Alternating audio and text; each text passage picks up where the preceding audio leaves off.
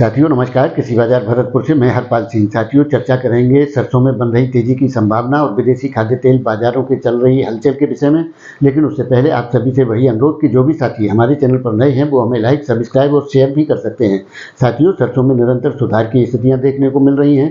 भरतपुर मंडी कल जो 6411 रुपये के भाव थे उसी पर स्थिर होते हुए 6411 रुपये के भाव ही बोले जा रहे हैं, जबकि अन्य मंडियों में यानी कि जयपुर, दिल्ली, चरखी, दादरी में 25-25 रुपये के साथ सुधार के साथ भाव बोले जा रहे हैं। जबकि गोयल कोटा के भाव में जो कल 6600 रुपये थे, 100 रुपये की वृद्धि के साथ 6700 रुपये के बोले जा रहे हैं, यानी 25 रुपये से लेकर के 100 रुपये तक की सुधार यानी कि तेजी सरसों के अंदर देखने को मिल रही है। वैसे तो साथियों विभिन्न प्राकृतिक परिस्थितियों से जूझते हुए किसान जबरदस्त सरसों की बिजाई से संघर्ष कर रहा है और जिस प्रकार के अभी तक आंकड़े जो सामने आए हैं उसमें जो राजस्थान के अंदर 40 लाख हेक्टेयर सरसों बिजाई का लक्ष्य रखा गया था, उसमें 23 लाख हेक्टेयर के लगभग किसान सरसों की बिजाई कर चुका है। लेकिन साथियों 2-2, 3-3 बिजाइयों के बावजूद भी किसान बिजाई में पिछड़ रहा है और 15 नवंबर तक यानी कि एक सप्ताह बिजाई का और शेष है। इसमें कितनी बिजाई कर पाता है उसके आंकड़े तो 15 नवंबर के बाद ही मिल पाएंगे।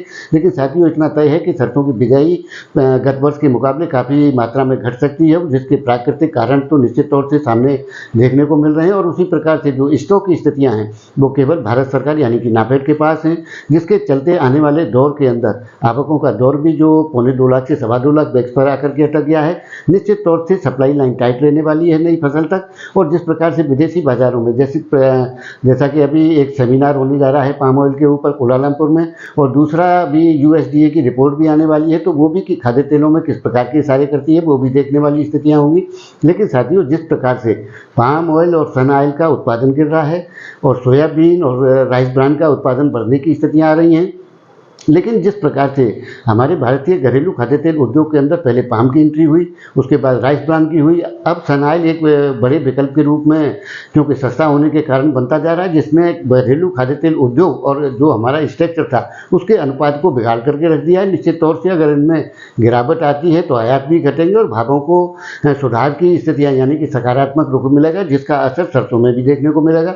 वैसे तो साथियों सरसों जो 6700 रुपये गोयल कोटा के भाव हैं ऊपर 7000 रुपये बिक चुकी है और उसी प्रकार से महेश एडिबल के भाव ऊपर में 7700 रुपये, जबकि भरतपुर मंडी 6771 रुपये का हाई यानी कि 6800 रुपये तक के भावों की स्थितियां सरसों के अंदर देखी जा चुकी हैं और आने वाले दौर के अंदर उस प्रकार की स्थितियों की पुनरावृत्ति हो सकती है। इन संभावनाओं को बिल्कुल भी नकारा नहीं जा सकता, क्योंकि जिस प्रकार से भारत सरकार के पास स्टॉक है उसके चलते सप्लाई लाइन यानी कि पाइपलाइन टाइट रहने की संभावनाएं बनी रहेंगी और विदेशी खाद्य तेल बाजारों का भी सपोर्ट मिलता हुआ नजर आता है, जिसके चलते जहां से भाव लौटे थे उन भावों की स्थितियां पुनरावृत्ति के साथ दोबारा सरसों दोहरा सकती है। इन संभावनाओं को नकारा नहीं जा सकता। तो साथियों आपकी इस विषय में क्या राय है, आप अपनी राय कमेंट माध्यम से दे सकते हैं। तब तक के लिए धन्यवाद।